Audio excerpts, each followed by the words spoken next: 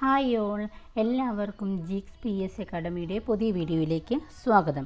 അപ്പോൾ ഇന്ന് നമ്മൾ പഠിക്കാൻ പോകുന്നത് PSC പരീക്ഷയിൽ ഒരുപാട് തവണ ക്വസ്റ്റ്യൻസ് ചോദിച്ചിട്ടുള്ള ഇമ്പോർട്ടൻറ്റ് സെക്ഷനായ ബ്രഹ്മസമാജം. അതായത് ഇതൊക്കെ അടങ്ങിയതാണ് ഇന്ത്യൻ നവോത്ഥാന പ്രസ്ഥാനം. ബ്രഹ്മസമാജം, തത്വബോധിനി ആര്യ സമാജം, അങ്ങനെയുള്ള കാര്യങ്ങളൊക്കെയാണ് ഇന്നത്തെ ക്ലാസ്സിൽ നമ്മൾ ഡിസ്കസ് ചെയ്യാൻ പോകുന്നത്. പഠിക്കുന്നവർക്ക് ഇത് ഒരു റിവിഷനായിട്ട് ഉപകരിക്കും, അല്ലാത്തവർ ഈ കൂട്ടത്തിൽ തന്നെ പഠിച്ച് പോകുക. ആദ്യമായിട്ട് നമ്മുടെ ചാനൽ കാണുന്നവരുണ്ടെങ്കിൽ ചാനലൊക്കെ ഒന്ന് സബ്സ്ക്രൈബ് ചെയ്തിട്ട് കാണാൻ ശ്രമിക്കുക. അതുപോലെ തന്നെ വീഡിയോ കാണുന്നവരൊക്കെ ലൈക്ക് ചെയ്യുക, സപ്പോർട്ട് ചെയ്യുക. അപ്പോൾ ഇന്ത്യൻ നവോത്ഥാന പ്രസ്ഥാനങ്ങളിൽ ആദ്യം നമ്മൾ നോക്കുന്ന ബ്രഹ്മസമാജമാണ്. വർഷം 1828. ബ്രഹ്മസമാജ സ്ഥാപകനാണ് രാജാറാം മോഹൻ റോയ്. രാജാറാം മോഹൻ റോയ് ബ്രഹ്മസമാജം സ്ഥാപിച്ചെന്നാണ് 1828 ഓഗസ്റ്റ് 20.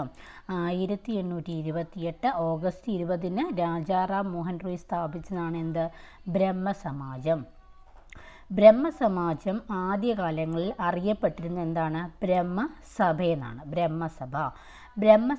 ബ്രഹ്മസമാജ് എന്ന പുനർനാമകരണം ചെയ്തത് 1830. അപ്പം എന്ന് രൂപീകരിച്ചു? 1828 ഓഗസ്റ്റ് 20 രൂപീകരിച്ചത്. രാജാറാം മോഹൻ റോയിയാണ്. ആദ്യത്തെ നാമം ബ്രഹ്മസഭയാണ്. പിന്നീട് ബ്രഹ്മസമാജം എന്ന പേരിലേക്കായത് 1830. ബ്രഹ്മസമാജം 1866 രണ്ടായിട്ട് പിരിഞ്ഞു. ആദി ബ്രഹ്മസമാജും ഭാരതീയ ബ്രഹ്മസമാജും. ആദി ബ്രഹ്മസമാജത്തിന് നേതൃത്വം നൽകിയത് ആരാണ്? ദേവേന്ദ്രനാഥ ടാഗോറാണ്. ദേവേന്ദ്രനാഥ ടാഗോറാണ്.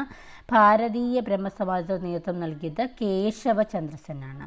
1866 ഈ ബ്രഹ്മസമാജം രണ്ടായിട്ട് തിരിഞ്ഞത്. ആദി ബ്രഹ്മസമാജവും ഭാരതീയ ബ്രഹ്മസമാജം.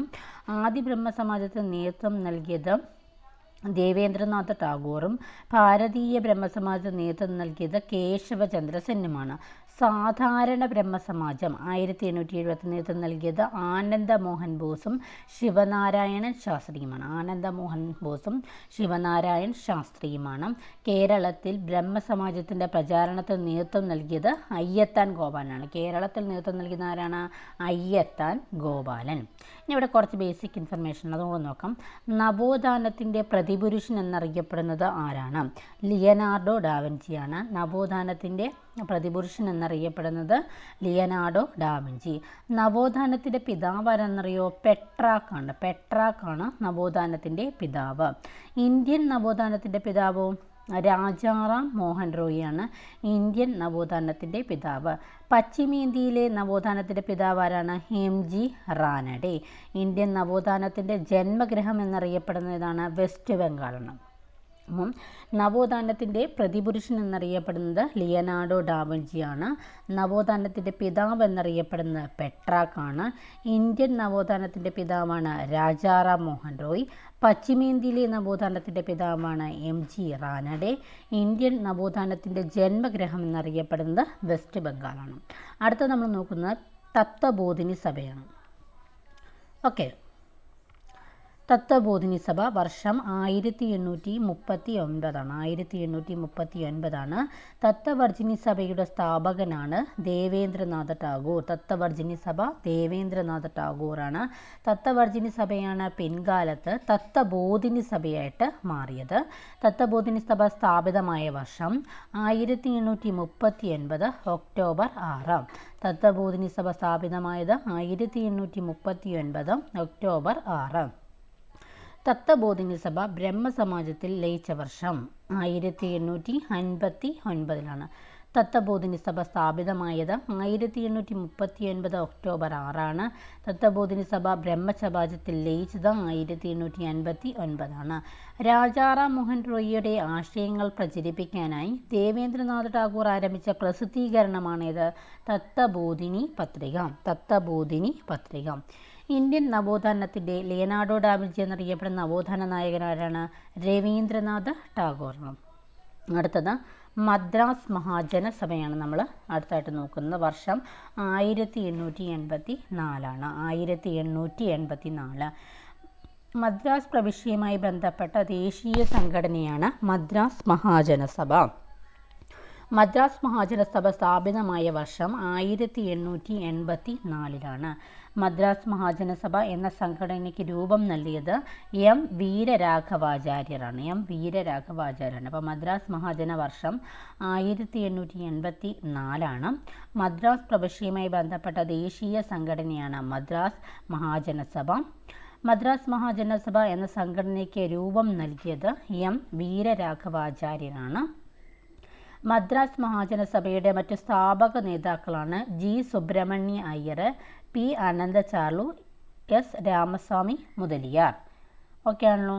മദ്രാസ് മഹാജനസഭയുടെ ആദ്യ സമ്മേളനം നടന്നത് എന്നാണ് 1884 ഡിസംബർ 29 ടു 1885 ജനുവരി 2.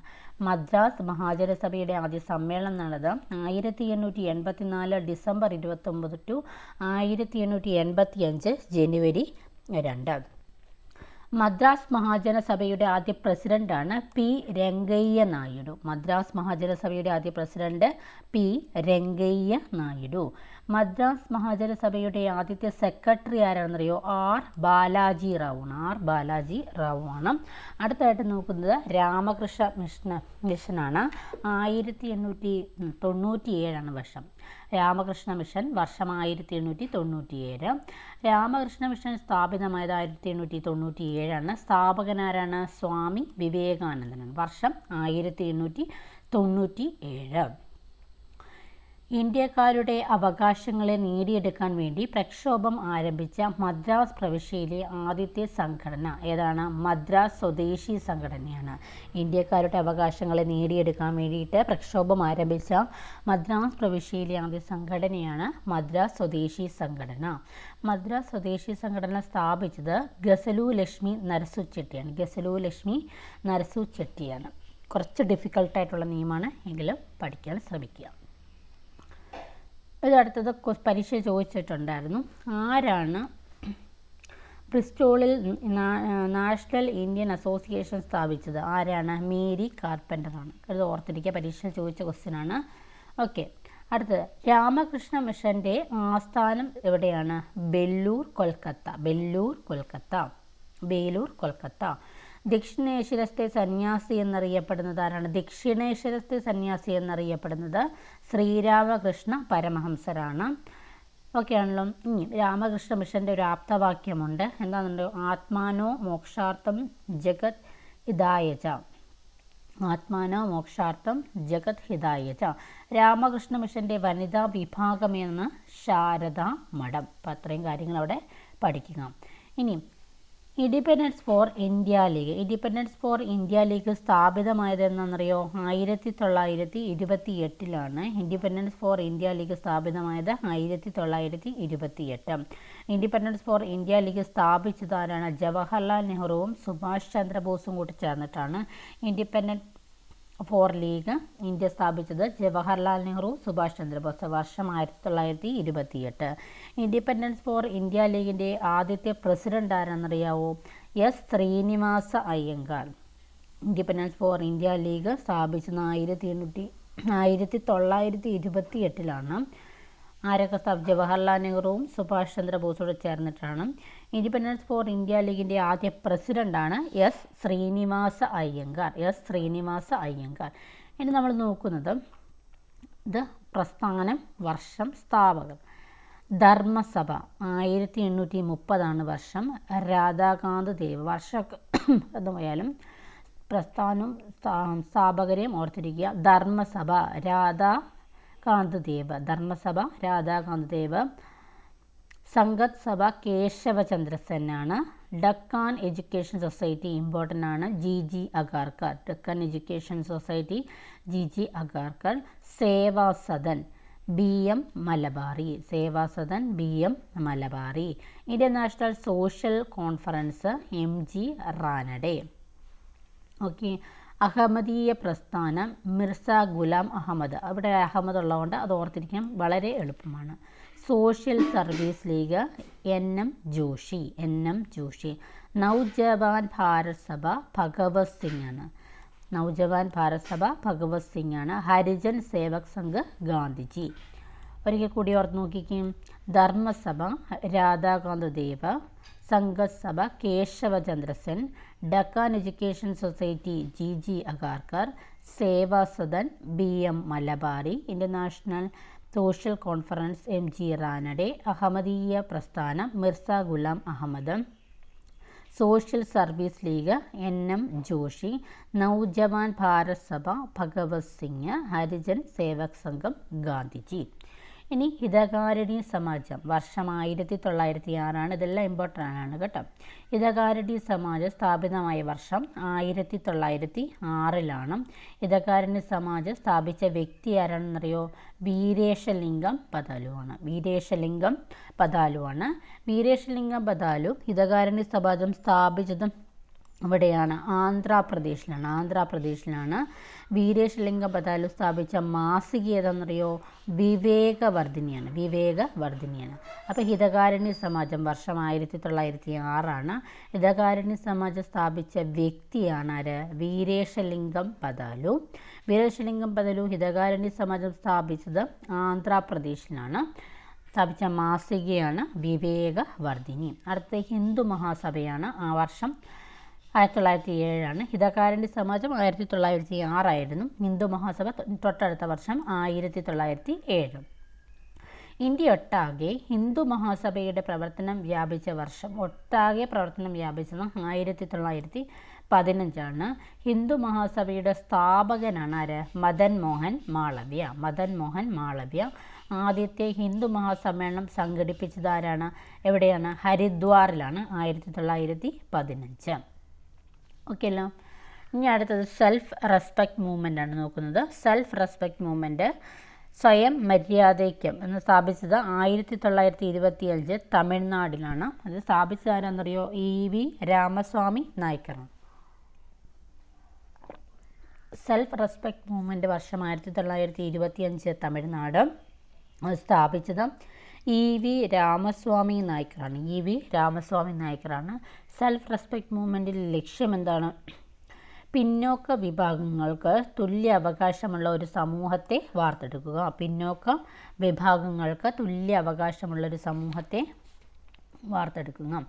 ഇനി ഇന്ത്യൻ ഇൻഡിപെൻഡൻസ് ലീഗ് സ്ഥാപിച്ചത് ആരാണ്? റാഷ് ബിഹാരി ബോസാണ്. നെക്സ്റ്റ്, EV രാമസ്വാമി നായ്ക്കർ ആരംഭിച്ച പത്രങ്ങളാണ് ഇംഗ്ലീഷ് വീക്കിലി, റിവോൾട്ട്, തമിഴ് ആഴ്ചപ്പതിപ്പാണ് പുരയിച്ചി, പകുത്തറിവ്, അതൊക്കെ. ഇനി അടുത്തത് ഭാരതീയ വിദ്യാഭവനാണ്, ഇമ്പോർട്ടൻ്റ് ആണ്. സ്ഥാപിച്ചത് KM മുൻഷിയാണ്. വർഷം 1938 മുംബൈ. ഭാരതീയ വിദ്യാഭവൻ ഒരു ഇന്ത്യൻ വിദ്യാഭ്യാസ ട്രസ്റ്റാണ്. ഭാരതീയ വിദ്യാഭവൻ സ്ഥാപിച്ചത് KM മുൻഷിയാണ്. 1938 വർഷം. സ്ഥലം മുംബൈ. ഇനി അടുത്തത് പൂദാന പ്രസ്ഥാനം. ഇതൊക്കെ പരീക്ഷയിൽ ഒരുപാട് തവണ ചോദിച്ചിട്ടുള്ളതാണ്. പൂദാന പ്രസ്ഥാനം ആരംഭിച്ച വ്യക്തി ആരാന്നറിയോ? ആചാര്യ വിനോബ ഭാവെയാണ്. വർഷം 1951. പൂദാന പ്രസ്ഥാനം ആരംഭിച്ച വ്യക്തി ആചാര്യ വിനോബ ഭാവെ. 1951. പൂദാന പ്രസ്ഥാനം ആരംഭിച്ച സ്ഥലം ഏതാണ്? തെലങ്കാനയിലെ പോച്ചാമ്പള്ളിയിലാണ്. പൂദാന പ്രസ്ഥാനത്തിന് വേണ്ടി ആദ്യമായിട്ട് മുൻകൈ എടുത്തതും ആദ്യത്തെ ദാതാവുമായ വ്യക്തിയാണ് രാംചന്ദ്ര റെഡ്ഡി. ഓക്കെ. അടുത്ത ചിപ്കോ പ്രസ്ഥാനം ഇമ്പോർട്ടൻ്റ് ആണ്. ഒരുപാട് തവണ ഈ സെക്ഷനിൽ നിന്നും ക്വസ്റ്റ്യൻ ചോദിച്ചിട്ടുണ്ട്. ചിപ്കോ പ്രസ്ഥാനം ആരംഭിച്ചതാരാണ്? സുന്ദർലാൽ ബഹുഗുണിയാണ് ചിപ്കോ പ്രസ്ഥാനം ആരംഭിച്ചത്. 1973 ചിപ്കോ പ്രസ്ഥാനം നിലവിൽ വന്നു. എവിടെയാണ്? ഉത്തർപ്രദേശിലാണ് നിലവിൽ വന്നത്. ഇനി ഇവിടെ ഒരു ബോക്സിൽ കൊടുത്തിട്ടുണ്ട്. 1925 കമ്മ്യൂണിസ്റ്റ് പാർട്ടി ഓഫ് ഇന്ത്യയുടെ ആദ്യ സമ്മേളനത്തിൽ അധ്യക്ഷത വഹിച്ച വ്യക്തി ആരാണ്? ശിങ്കാര വേലുച്ചെട്ടിയാർ. ചിപ്കോ പ്രസ്ഥാനത്തിൻ്റെ പ്രധാന ലക്ഷ്യം എന്താണ്? വൃക്ഷങ്ങളുടെയും അതുവഴി വനങ്ങളുടെയും സംരക്ഷണമാണ്. ചിപ്കോ എന്ന വാക്കിൻ്റെ അർത്ഥം കെട്ടിപ്പിടിക്കുക എന്നാണ്. ചിപ്കോ പ്രസ്ഥാനത്തിൻ്റെ 45ാം വാർഷികം 2018 ആഘോഷിച്ചത്. അടുത്തത് സ്വദേശി ബാന്ധവ സമിതിയാണ്. സ്ഥാപിച്ചത് ആരാണ്? അശ്വിനി കുമാർ ദത്തയാണ്. സ്വദേശി ബാന്ധവ സമിതിയുടെ പ്രധാന ലക്ഷ്യം തദ്ദേശീയ ഉൽപ്പന്നങ്ങളുടെ ഉപഭോഗം വർദ്ധിപ്പിച്ച് വിദേശ വസ്തുക്കളൊക്കെ ബഹിഷ്കരിക്കുക. അടുത്തത് പരമഹംസ മണ്ഡലി മഹാരാഷ്ട്രയിലെ ആദ്യത്തെ സാമൂഹ്യ മതപ്രസ്ഥാനമാണിത്. പരമഹംസ മണ്ഡലി മാനവധർമ്മ സഭയുമായി വളരെ അടുത്ത ബന്ധമുള്ള സംഘടനയാണ് പരമഹംസ മണ്ഡലി. പരമഹംസ മണ്ഡലി സ്ഥാപിച്ചത് ദഡോബ പാണ്ഡുരംഗാണ്. അപ്പോൾ ഇത്രയും കാര്യങ്ങളാണ് ഈ ഒരു പ്രസ്ഥാനം, നമ്മുടെ ഈ ഒരു പ്രസ്ഥാനം എന്നുള്ള ഈ സെക്ഷനിൽ വളരെ ഇമ്പോർട്ടൻ്റ് ആയിട്ടുള്ള കാര്യങ്ങൾ. ഇന്ത്യൻ നവോത്ഥാന പ്രസ്ഥാനങ്ങൾ നമ്മൾ എന്തൊക്കെ നോക്കി? ബ്രഹ്മസമാജം, തത്വബോധിനി സഭ നോക്കി, മദ്രാസ് മഹാജനസഭ, രാമകൃഷ്ണ മിഷൻ നോക്കി. പിന്നെ അടുത്ത എന്താണ്? പിന്നെ നമ്മൾ Hithakarini Samaj, Hindu Mahasabha, self respect movement, അങ്ങനെയുള്ള ഇമ്പോർട്ടൻ്റ് ആയിട്ടുള്ള എല്ലാ കാര്യങ്ങളും അല്ലേ ഇതെല്ലാം നമ്മൾ നോക്കി. അപ്പോൾ ഇതെല്ലാ കാര്യങ്ങളും നിങ്ങൾ ഇമ്പോർട്ടൻ്റ് ആയിട്ട് പഠിക്കുക. ഇതിൻ്റെ ഒരു സെക്ഷൻ തീർന്നിട്ടില്ല, ഇനിയുണ്ട്. നമ്മുടെ പ്രാർത്ഥനാ സമാജം, വേദസമാജം, അങ്ങനെയുള്ള കാര്യങ്ങളൊക്കെ ഉണ്ട്. നമുക്ക് അടുത്ത ക്ലാസ്സിൽ നോക്കാം. അതുവരെ എല്ലാവർക്കും ബൈ. Thank you.